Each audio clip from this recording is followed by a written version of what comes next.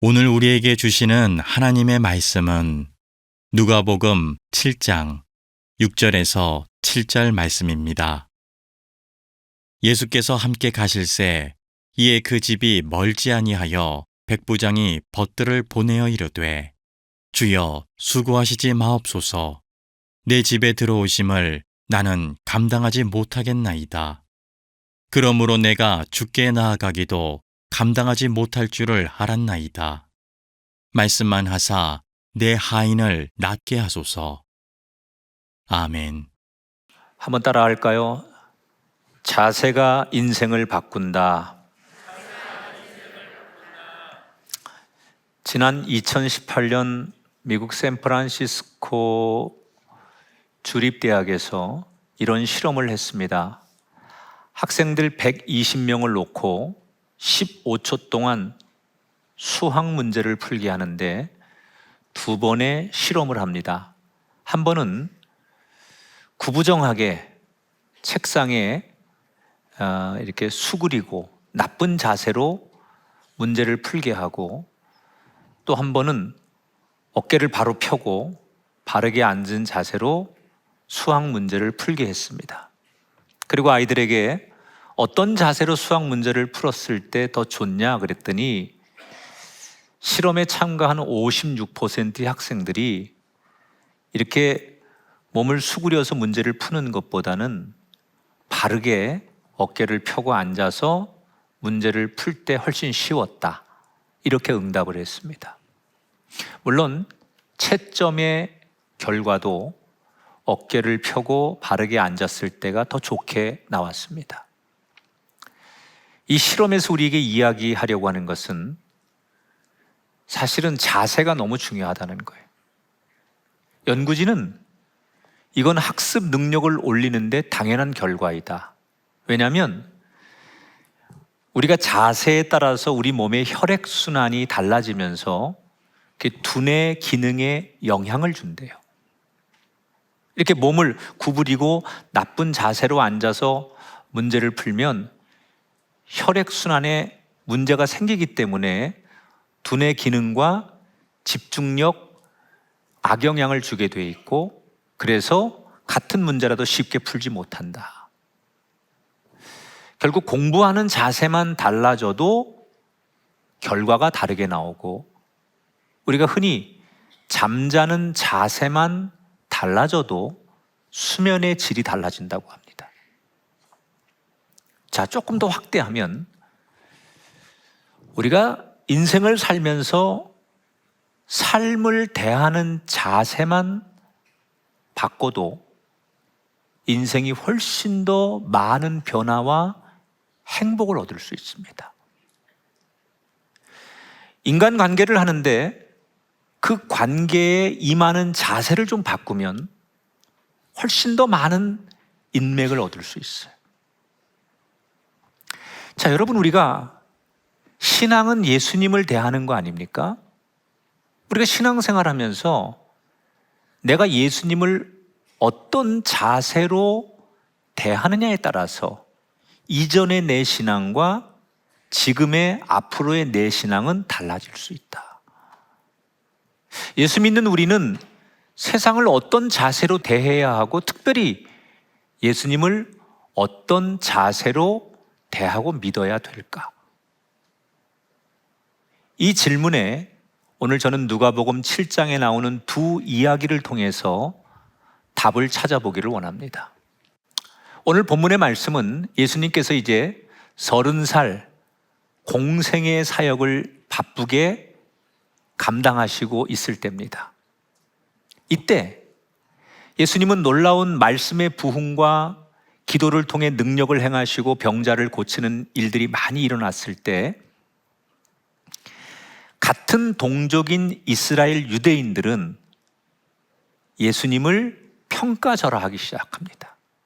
특히 고향 사람들, 동족들은 아니 그 예수는 저 시골 촌구석에서 나온 인물 아니야? 아니 그 집이 뭐 하는 집인 줄 다 아는데, 걔가 어떻게 컸는 줄 다 아는데, 이러면서 사람들은 그냥 자기들이 가지고 있는 상식적인 생각을 가지고 그런 존재가 어떻게 이런 일을 할 수 있어?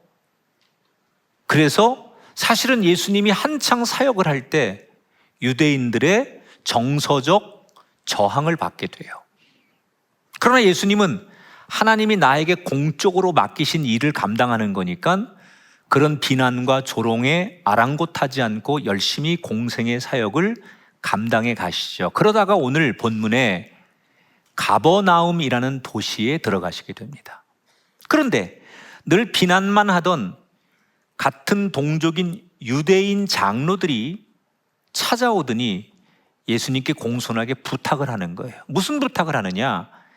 이 가버나움에 로마에서 파견 나온 군인 가운데 백부장이 있는데 이 사람이 자기 종들 가운데 굉장히 아끼는 종이 하나 있는데 이 종이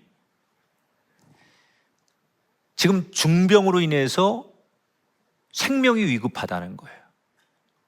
그러니 예수님을 꼭 한번 모셔와서 죽어가는 자기 종을 위해서 기도를 받고 싶다는 거예요. 그래서 이거를 백부장이 예수님한테 직접 부탁을 안 하고 유대인 장로들에게, 유대교 장로들에게 부탁을 해서 예수님을 만나는 거예요. 누가복음에는 그냥 중병이라고 나오지만 같은 사건을 마태복음에 보면 중풍병, 요즘 말로 말하면 뇌졸중이죠. 근데 2000년 전에 이런 뇌졸중의 병은, 중풍은 굉장히 중한 병입니다. 아마도 그 종이 그렇게 쓰러졌는데 주인으로서는 해줄 게 없는 거예요. 그런데 때마침 누가복음 5장에 보면 예수님께서 지붕에서 내려온 중풍병자를 고치신 사건이 있었어요. 오늘 우리는 본문이 누가복음 7장이고 5장에 보면 그런 사건이 있었죠. 그래서 그 이야기가 유대인들 지역에 확 퍼져 있었어요. 그 예수란 분이 지붕에서 내려온 중풍병자를 고쳤대 라는 얘기를 이 로마 장교가 듣고 자기 종을 위해서도 예수님께 기도를 받았으면 좋겠다. 그래서 부탁을 한 거예요. 장로들이 뭐라고 부탁을 하느냐? 선생님, 이 백부장은 다른 로마 사람들하고 다릅니다. 우리 유대인들을 되게 따뜻하게 감싸줍니다. 비록 이방 사람이지만 우리가 회당을 짓는데 건축 헌금도 하고 우리가 회당을 짓도록 도와준 사람입니다. 그러니까 예수님이 우리 동족을 위해서 그래도 사랑을 베풀고 관심을 가져준 사람이라고 하니까 그래? 그럼 내가 가서 기도해 주죠. 그리고 장로들과 함께 백부장의 집을 향해 가는 거예요. 그런데 가는 도중에 백부장이 보낸 사람들이 쭉 예수님께 달려와서 길가에서 자기 주인 백부장이 예수님께 전하라고 한 말을 전합니다. 그게 6절부터 8절에 나오는 말씀이에요. 주님, 저는 주님을 내 집에 모셔드릴 만한 자격이 없습니다. 그저 말씀만 하셔서 내 종을 낫게 해 주십시오. 내 밑에도 병사들이 있어서 이것을 하라고 하면 할 겁니다. 자, 쉽게 말하면 백부장이 뭐라고요? 저희 집에 오실 필요 없습니다. 그죠? 말씀, 명령만 내려주십시오. 그래서 혹시 저희 부하들이 할 일이 있으면 저희가 하겠습니다. 그런 말이에요. 백부장은 무슨 의도를 가지고 이런 말을 전하라고 한 걸까요? 생각해보니 예수님이 집에 오는 게 좀 부담스러웠을까요? 자긴 로마 사람인데 유대인이 자기 집에 오는 게 남들 보기에 안 좋았을까요? 아니면 예수님과 좀 거리를 두고 싶었을까요? 이 백부장의 말의 의도를 알려면 그의 직업인 군인의 관점에서 이 발언의 진위를 해석해야 돼요. 군대를 다녀오신 분들은 알겠지만 군인의 질서는 사회 일반인들과 다르죠. 군인은 명령 체계입니다. 윗사람이 아랫사람에게 명령하면 그 명령대로 움직이는 게 군대의 조직이에요. 전쟁을 하는 곳에서는 반드시 상관이 명령하면 그 명령을 이행하는 거예요. 그런 점에서 지금 이 백부장이 자기 군인이니까 명령만 하십시오 이렇게 말하는 의미는 어떤 거예요? 예수님이 나보다 높은 분입니다 라고 고백하는 거예요. 그래서 예수님이 말씀하시면 나는 복종할 준비가 돼 있습니다. 또 예수님을 감히 우리 집에 모실 수 없다라는 얘기는 껄끄러워서가 아니라 나 같은 사람이 감당하기에는 너무나 위대하신 분이기에 내가 송구합니다라는 겸손의 고백이에요. 자, 여러분 지금 이 이야기를 통해서 스펙으로 보면 예수님은 가난한 집안의 촌사람의 지배당하는 민족 사람 아닙니까?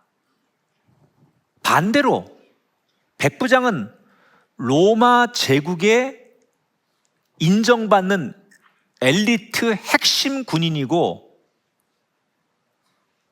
이스라엘을 지배하는 민족이에요.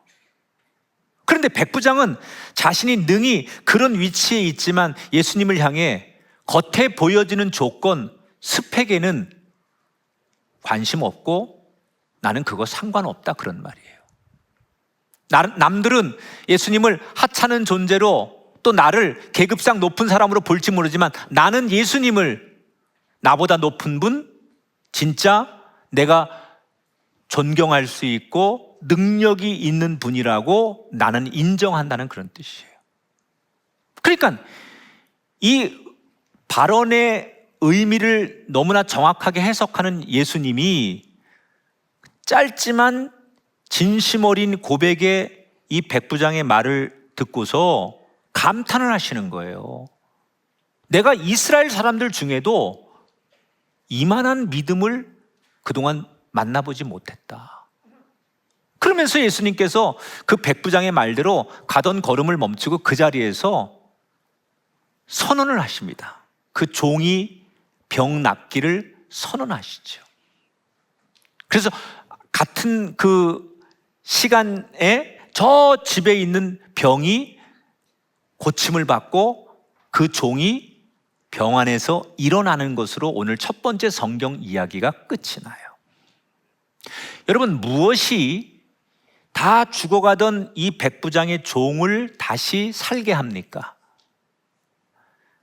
그 주인인 백부장의 믿음 때문이지요. 자, 보세요.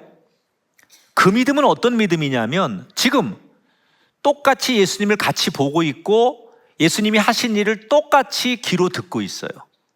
그런데 같은 사람을 같이 보고 같은 이야기를 들으면서 정작 동족들은, 이스라엘 사람들은 예수님을 무시하는데 이방 사람인 백부장은 예수님을 위대한 분으로 확신하고 있어요. 무엇이 이 차이를 만든 걸까요? 그건 바로 편견에 사로잡히지 않았기 때문이에요. 앞에서 말한 대로 갈릴리 사람들은 예수님에 대해서 너무 잘 알고 있었어요.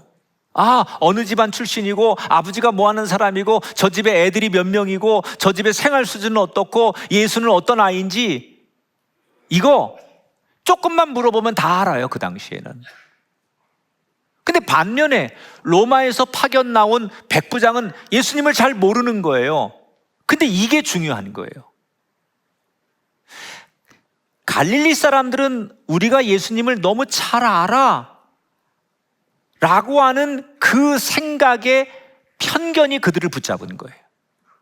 그래서 예수님이 지금 하나님께 붙들려서 하나님의 아들로 말씀의 부흥이 일어나고 병자를 고치고 그런 하나님의 능력을 이 땅에서 펼쳐 보여도 사람들은 자신들이 알고 있는 편견에 사로잡혀서 아니 저런 촌놈이 목수의 아들이 저런 집안에서 그러면서 예수님이 하신 일을 평가절하하거나 우연히 일어난 일이거나 의미 없는 일로 해석해 버리는 거예요. 백부장은 예수님에 대해서 잘 모르는 거예요. 그런데 어느 날 자기 눈앞에 펼쳐지는 현상을 보고 자기가 그 이야기를 들었을 때 편견이 없으니까 보는 대로 보고 들리는 대로 받아들이는 거예요. 아무리 생각해도, 내가 아무리 대단한 로마의 사람일지라도 로마에도 있을 수 없는 저분은 정말 신적이고 위대한 분임을 편견이 없으니까 쉽게 인정할 수밖에 없었다는 거예요. 그러니까 이 백부장이 예수님을 예수님으로 순수하게 받아들일 수 있었던 이유는 뭐냐? 편견을 갖지 않고 예수님을 바라봤기 때문이다. 우리가 무슨 일을 하려면, 누구를 만나든 어떤 분야에 가서 어떤 일을 하려면 기본적으로 뭔가 지식이 있어야 돼요. 그 분야에서 뭘 알아야 하죠. 음식 장사를 하려면 음식을 만들 수 있어야 되고, 우리가 무슨 중장비를 다루려면 그 면허증이 있어야 되고, 그런 게 있어야 되잖아요. 그런데 우리가 알아야 될 것은요, 이 땅에서 내가 가지고 있는 그 지식의 양이 절대적인 안경이 되어서 편견을 만들면 안 됩니다. 여러분, 내가 알고 있는 게 전부가 아니에요. 내가 경험한 게 절대 진리가 될 수 없어요. 인간이 내가 알고 있는 게 남들 알고 있는 거하고 달라, 내게 맞아, 이거를 절대화해서는 안 돼요. 하나님 말씀 이외에는, 하나님 이외에는 이 땅에 우리가 알고 있는 지식이나 우리의 작은 경험이, 그 여러분의 신념은 좋지만 그것이 진리로 둔갑해서 모든 것을 여러분들의 틀 안에서 편견을 가지고 바라보면 안 된다는 거예요. 12명의 성난 사람들이라는 아주 좋은 영화가 있어요. 이 영화는 미국 의회 도서관에서 영구 보존하기로 한 영화예요. 꼭 한번 보세요. 오래된 영화인데 참 좋은 영화예요. 18살 먹은 소년이 있어요. 근데 이 소년이 자기 아버지를 죽였다고 의심되는 사건에 판사가 12명의 배심원들을 모아놓고, 자, 이 소년이 아버지를 죽인 범인인지 무죄인지 만장일치로 결정해달라, 이렇게 요청을 합니다. 그래서 12명이 뉴욕의 법정에서 서로 논쟁하는 내용을 다룬 영화예요. 자, 만장일치로 결정을 해야 되는데 12명 중에 11명은 이 소년의 유죄를 주장하는 반면에 한 명이 이 소년은 무죄라는 거예요. 그래서 이때부터 11명과 한 명의 끊임없는 논쟁이 시작이 됩니다. 그런데 이 소년이 범인이라고 말하는 11명의 그 유죄라고 말하는 사람들의 이유가 뭐냐? 어떤 배심원은 이 아이가 이미 전과 오범이기 때문에 범인인 게 틀림없다라고 말해요. 또 어떤 배심원은 이 아이가 백인이 아니고 저 남미 계열에서 온 소수민족이기 때문에 범인일 것이다. 또 어떤 배심원은 이 아이가 사는 곳이 빈민가에서 살고 있기 때문에 그런 범인일 것이다. 또 어떤 배심원은 요즘의 10대들은 이렇게 무시무시하다, 우리하고 다르다, 그러니 범인이다, 이렇게 말합니다. 정확하게 논리적인 증거를 가지고 유죄라고 생각하는 게 아니라 저마다 자기들 안에 있는 편견의 논리를 가지고 사건을 짜맞추고 있는 거예요. 이렇게 배심원들의 편견이 논쟁을 하면서 그 편견이 하나하나 깨지고 결국 영화가 진행될수록 진실이 드러나게 되면서 12명은 마지막에 이 소년을 무죄로 만장일치로 합의하는 것으로 영화가 끝나요. 여러분, 편견을 가지고 이 소년을 범인으로 몰아가는 영화 속의 배심원들만 존재하는 게 아니에요. 우리가 만나는 수없는 사람 가운데 내가 될 수 있는 거예요. 내가 겪어봤는데 내가 그 사람 만나봤는데, 내가 들어봤는데, 그러면서 우리는 내가 알고 있는, 내가 경험한 걸 가지고 편견을 만들고 그게 진리인 양 붙들면서 그걸 밀어붙이고 그것을 믿는 사람이 있어요. 그게 진리가 아니에요. 그냥 여러분의 생각이거나 신념일 뿐이죠. 오늘 성경은 우리 모든 인간은 편견의 안경을 끼고 모든 걸 볼 수 있기 때문에 그 편견을 넘어서 있는 그대로 받아들이는 이런 노력들이 있어야 우리가 만나는 수 없는 갈등의 문제 또는 우리 삶의 근본적인 문제를 해결할 수 있다는 거예요. 여러분, 신앙생활을 오랫동안 하다 보면 저마다 고정관념이라는 게 생겨요. 특히 한국교회처럼 교파가 여러 교파가 있으면요, 어느 지역에서 어떤 교파에서 어느 목사님 밑에서 처음 신앙생활을 했고 또 영향을 받았느냐에 따라서 그분의 평생의 신앙의 고정관념, 심지어는 편견을 가지고 신앙생활을 하는 분들이 많아요. 제가 CBS 오랫동안 이사를 하고 CBS 이사장을 했습니다. 방송도 했습니다. 그랬더니 그 CBS 방송의 색깔이 정치적으로 그러니까 거기에서 뭔가 역할을 한 나는 그런 사람일 것이다. 제가 NCK 100주년 위원장을 합니다. 한국교회 좋은 자산입니다. 그 연합활동을 하는 100년의 우리 선배들이 이루었던 아주 가치 있는 이 100년을 정리하는 일에 모든 교단에서 저에게 한국교회를 대표해서 준비위원장을 맡겼어요. 그런데 그 단체가 이럴 것이다 라는 편견으로 그 일을 하는 저도 같은 사람으로 완전히 매도를 하고 수없는 사람들의 공격을 제가 당했어요. 여러분, 아닙니다. 그거는 그분들이 자기들이 끼고 있는 안경대로 보는 거예요. 자기가 마치 그렇게 배운 아주 보수의 신앙 내지는 어떤 편견의 말씀의 틀, 신학의 틀로 그렇게 막 몰아가는 거죠. 오늘 예수님은 그 편견이라고 하는 것은 날마다 깨져야 된다는 거예요. 어제 내가 만났던 예수님이 전부가 아니라 오늘 새롭게 만나는 예수님, 또 같은 말씀 속에서 내일 만나는 예수님이 달라야 된다는 거예요. 그래서 날마다 우리를 만나주시는 예수님이 우리를 새롭게 해야만 그게 건강한 신앙이 되는 거예요. 제가 어느 지역에 연합 집회를 갔어요. 4일 동안 집회를 하는데, 연합 집회니까 이제 한 교회가 장소를 제공했겠죠. 그래서 그 교회에서 집회를 하는데 항상 가면 그 교회 장로님 한 분이 제일 먼저 나와서, 아니 목회자보다 더 먼저 나와서 교회 안팎을 이렇게 늘 챙기고 안내도 쓰고 그렇게 헌신하는 장로님이 계시더라고요. 너무 인상이 좋아요. 그래서 눈여겨보고 있었는데 마지막 날 그분하고 식사를 하게 됐어요.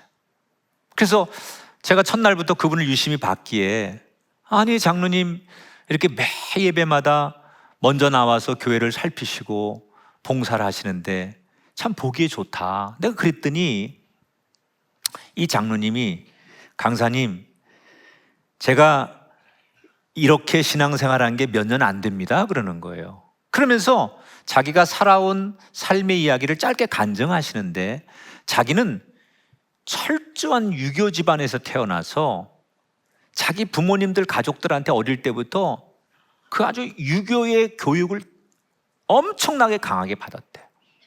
그래서 조상을 잘 모시는 제사를 많이 드린다든지 유교 사상에 입각해서 윗사람 아랫사람 이 서열에 대해서 너무나 강한 훈련을 받고 그게 익숙한 사람이에요. 그러니까 자기보다 윗사람들 이걸 철저하게 공경하고 밑에 사람은 윗사람을 그렇게 대해야 된다, 이런 교육을 평생 받은 사람이에요. 그러다가 나이 먹어서 자기 친구의 전도를 받아서 교회를 나오게 됐고 열심히 예수를 믿다 보니 어느 날 권사가 된 거예요. 그런데 집사 때까지는 몰랐는데 권사가 되어서 교회 생활에 조금 한 걸음 더 들어가 보니까 자꾸 자기 안에 화가 쌓이더래요. 왜 그러느냐? 이 교회에 자기보다 젊은 것들이, 후배들이, 나이 어린 것들이 예의도 없이, 때로는 직분이 자기보다 높다고 이게 경우 없이 지내는 사람을 너무 많이 자기가 보게 된 거예요. 그래서 이분은 유교 사상에 막 물들어 있으니까 내가 이것들을 한번 날 잡아서 한번 잡아야 되겠다, 이런 생각이 날마다 교회에 오면 은혜를 받지 않고 불편한 거예요. 사람들이 저게 나보다 1년 후배인데 나한테 인사도 안 하고 저게 나보다 학번이 하나 늦은데 이러면서 그걸 너무 따지는 거예요. 그게 불편한 거야, 그게.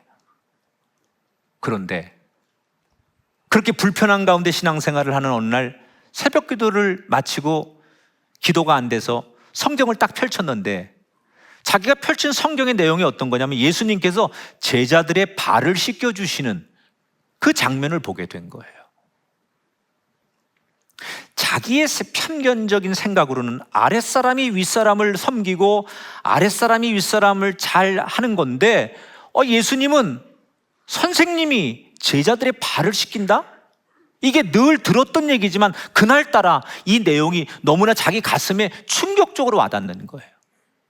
그러면서 예수님은 왜 자기 제자들의 발을 씻기셨을까? 그 말씀을 묵상하고 묵상하다가 자기가 잘못됐다는 것을 깨닫게 되는 거예요. 내가 그동안 내가 알고 있는 생각, 내가 경험한, 내가 배운 유교의 교육 때문에 예수님의 사랑도 그래야 되고 하나님의 나라도 이런 질서 속에 존재해야 된다고 생각했기 때문에 내가 잘못된 거구나 라는 것을 그분이 깨닫고 하나님 앞에 엄청나게 회개를 했다는 거예요.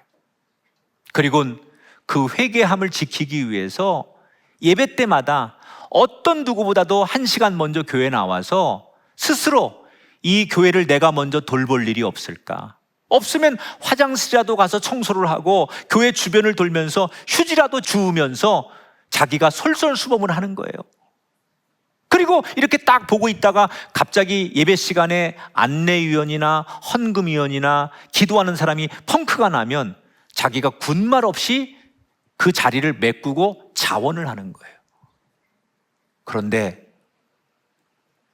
편견을 깨고 그렇게 살아보니까 이건 이전에 내가 경험하지 않은 세상이 줄 수 없는 마음의 기쁨과 평안이 날마다 샘솟는 거예요.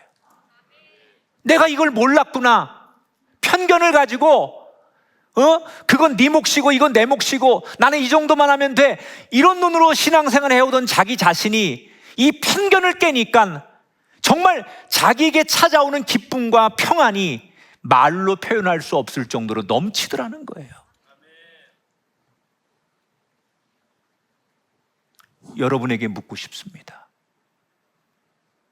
여러분이 알고 경험한 작은 것으로 세상은 이래야 돼, 교회는 그래야 돼, 신앙인은 이래야 돼, 판단하지 말라는 거예요.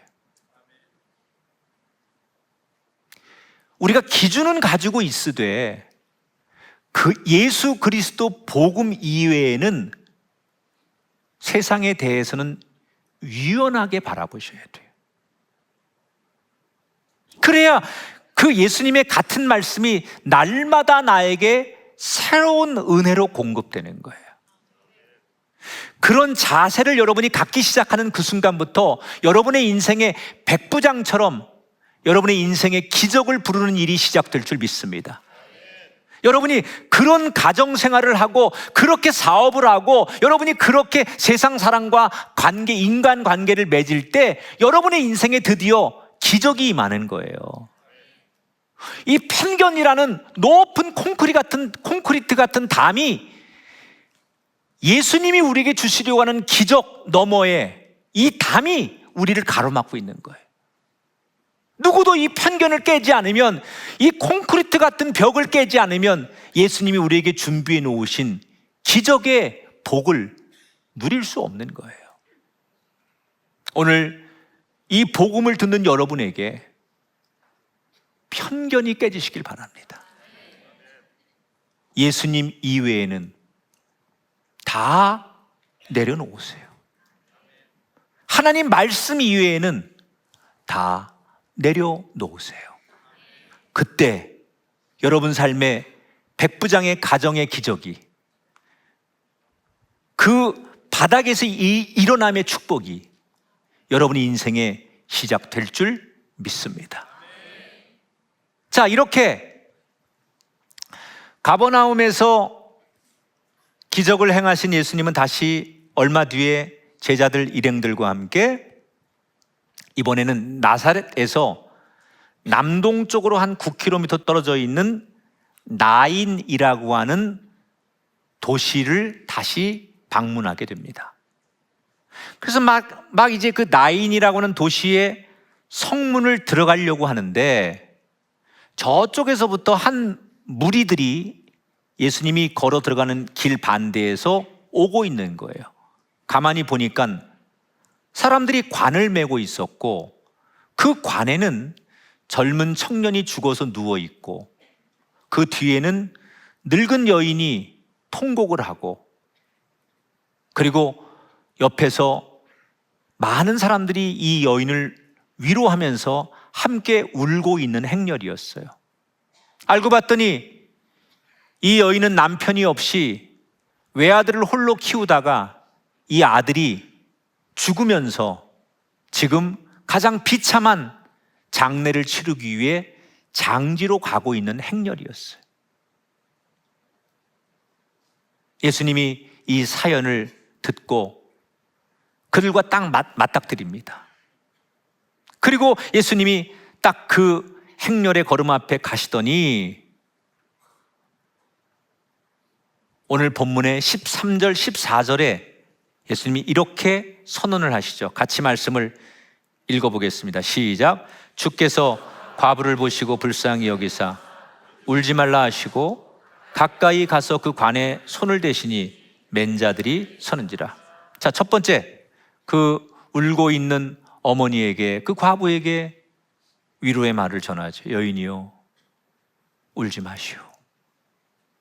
그러니까 낯선 사람이 자기에게 울지 말라고 따뜻한 말로 위로를 하니까 이 여인이 눈물을 훔치며 누구십니까? 이렇게 물었어요. 그런데 예수님이 당신이 누구라고 대답하지 않고 갑자기 누구시냐고 묻는 그 여인 앞에서 관에다가 손을 대는 거예요. 사람들이 깜짝 놀라죠. 왜? 이것은 율법에서 금지하는 가장 부정적인 행위거든요. 그런데 더 충격적인 것은 뭐냐?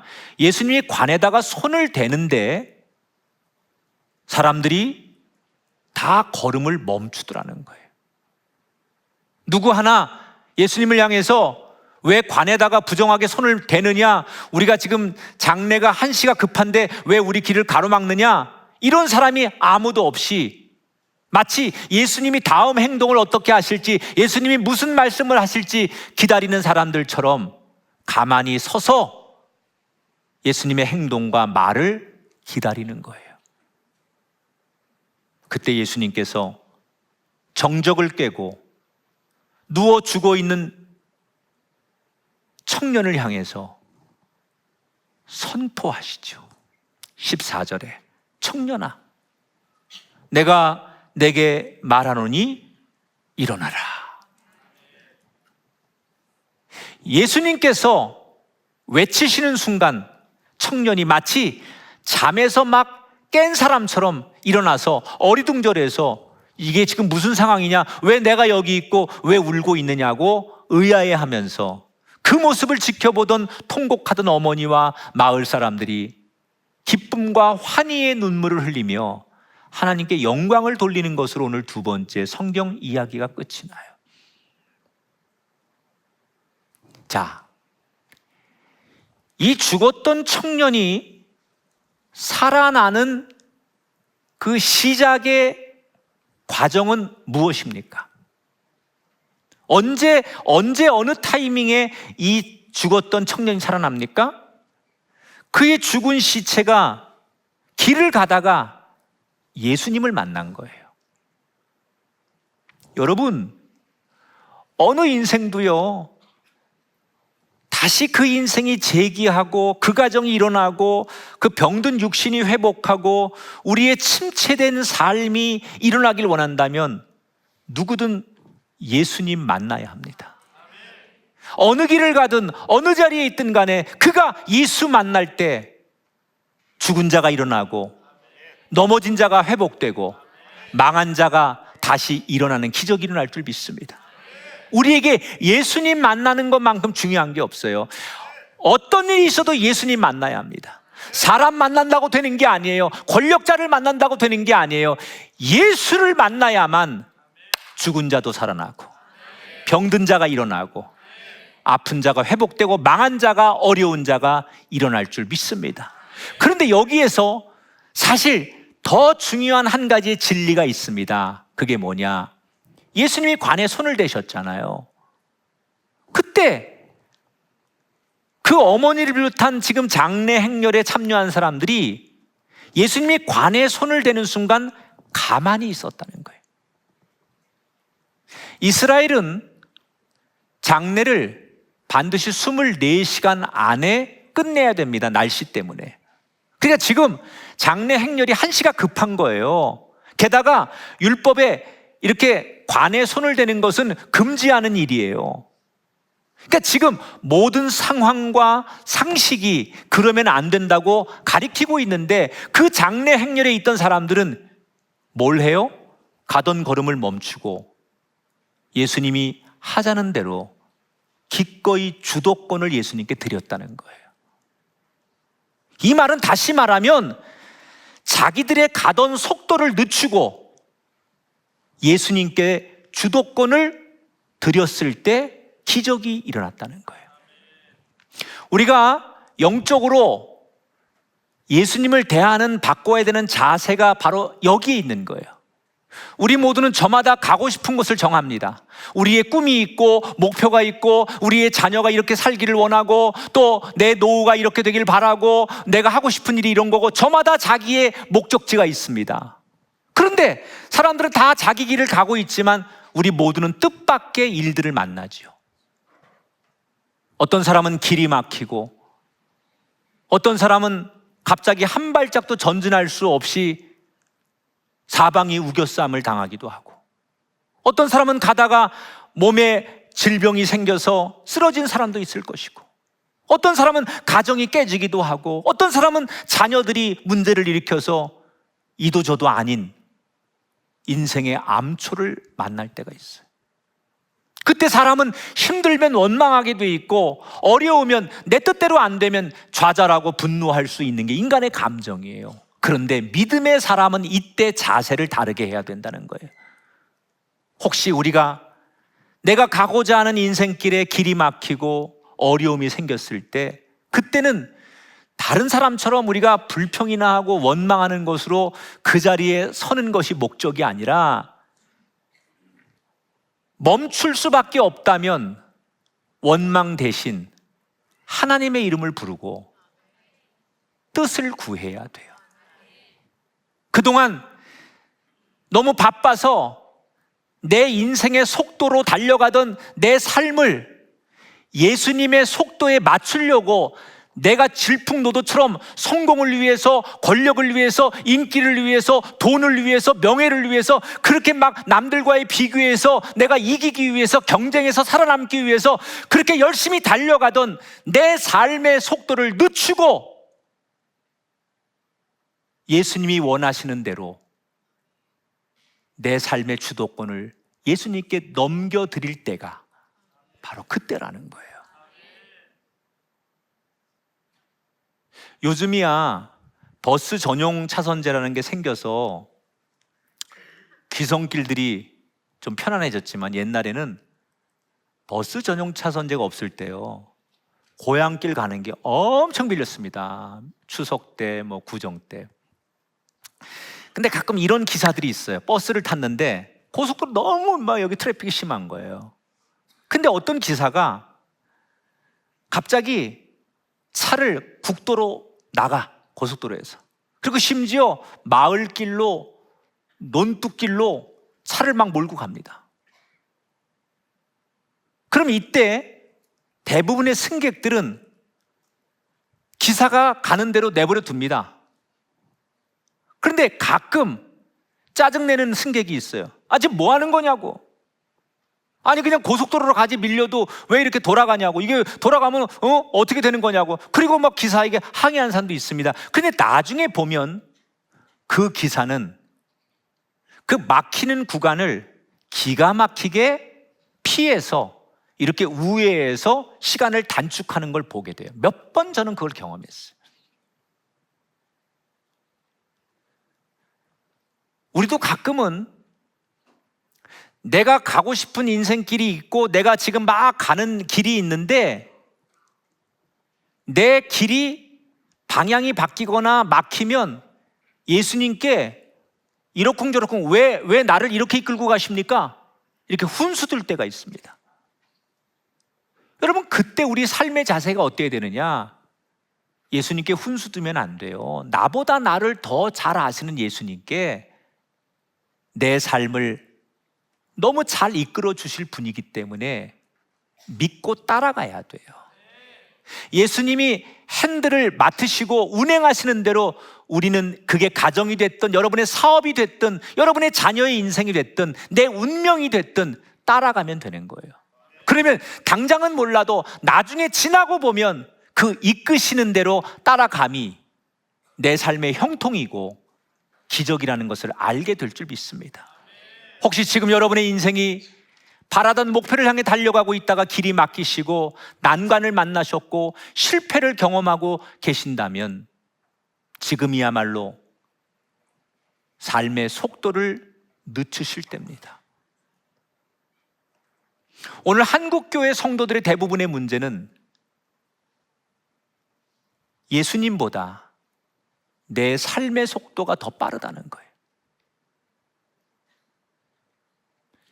성령님보다 우리의 의지와 우리의 삶의 의욕이 훨씬 빠르다는 거예요.